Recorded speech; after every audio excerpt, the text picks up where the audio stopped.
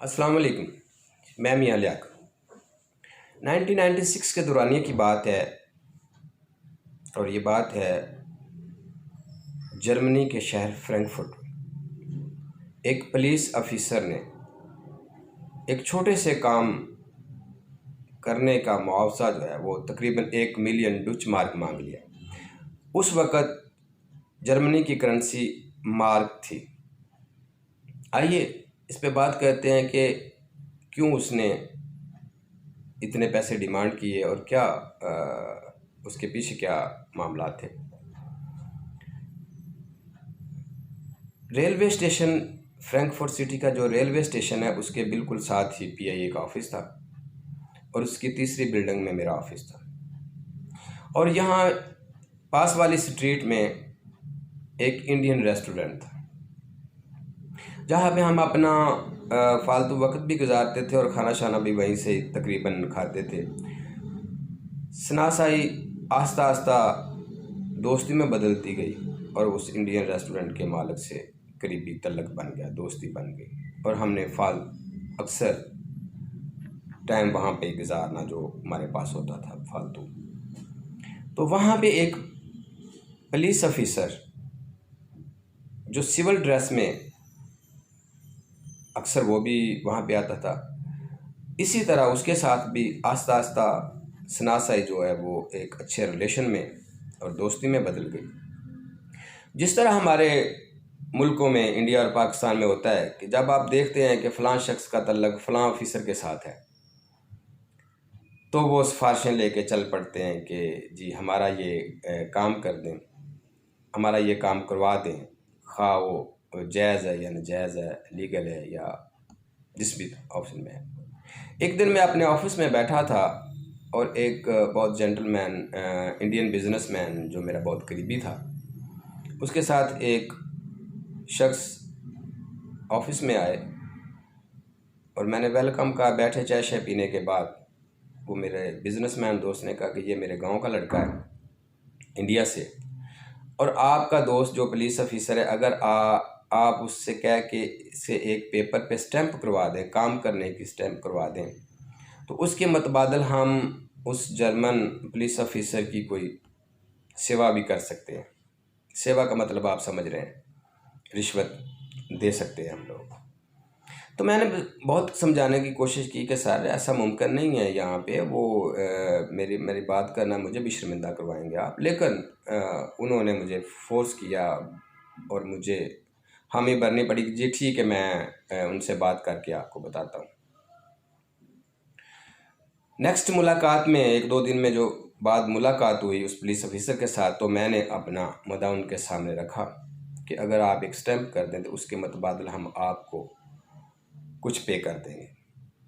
तो उसने मुझे मेरी तरफ देखा और उसने चंद लम्हों के बाद मुझे कहा कि ये बात मैं मिस्टर मियाँ आपको कल बताऊँगा। मैंने कहा जी ओके ठीक है। जब उन लोगों का मेरे साथ रब्ता हुआ उसी दौरान में, तो मैंने कहा कि यार कोई उम्मीद की किरण नज़र आई है। उन्होंने कहा कि मैं कल बताऊंगा, दैट्स मीन कि वो कुछ एग्री है इस काम के करने में। जब वेरी नेक्स्ट डे उस पुलिस ऑफिसर के साथ मुलाकात हुई तो उसने मुझे एक काफ़ी बड़ा पर्चा, कागज़ वाइट, दोनों तरफ काफ़ी कुछ फिगर लिखे हुए थे, वो मुझे थमा दिया। और जब मैंने ऊपर वो पढ़ रहा था तो उस पर लिखा था कि मंथली पे, उसके बाद हाउस रेंट, उसके बाद इंश्योरेंस, उसके बाद बच्चों के पैसे, उसके बाद उसका मतलब बहुत कुछ उसके लिखा था तरतीबवार। और एंड पे जाके तो वो 9,60,000 समथिंग जो है ना, वो जो एक रकम मिलियन के करीब बनती है डच मार्क, उस वक़्त वहाँ पे मार्क चलते थे जर्मनी में, वो लिखे हुए थे। तो मैं वो हैरत से वो पढ़ रहा था, मेरी समझ में नहीं आ रहा था कि ये मुझे क्या पढ़ा रहे हैं, ये है क्या। तो चंद सेकंडों के बाद, मिनट के बाद उस पुलिस ऑफिसर मिस्टर एक्स, जिसका मैं असल नाम नहीं ले रहा, ने मुझे कहा कि मियाँ आप इसे अंडरस्टैंड कर रहे हो। तो मैंने कहा नहीं सर, मुझे नहीं पता कि ये क्या है। उसने कहा, मिस्टर मियाँ, आपने मुझे एक नाजायज़ काम के सिलसिले में रिश्वत देना चाहा, तो आपने मुझे कहा कि मेरी डिमांड क्या है। तो ये मेरी डिमांड है मिलियन के करीब। ये मेरी 1 माह की तनख्वाह ऊपर लिखी हुई है, उसके नीचे जो है वो हाउस रेंट लिखा हुआ है, उसके बाद मेरे बच्चों के जो जो पैसे मिलते हैं वो लिखे हुए हैं।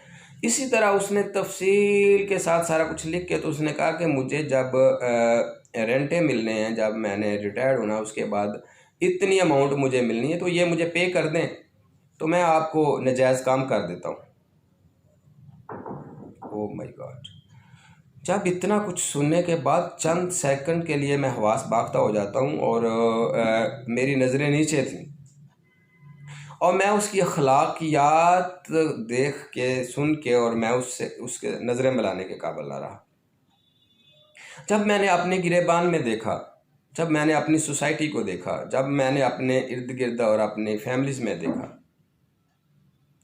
तो मुझसे कोई बात भी नहीं हो रही थी।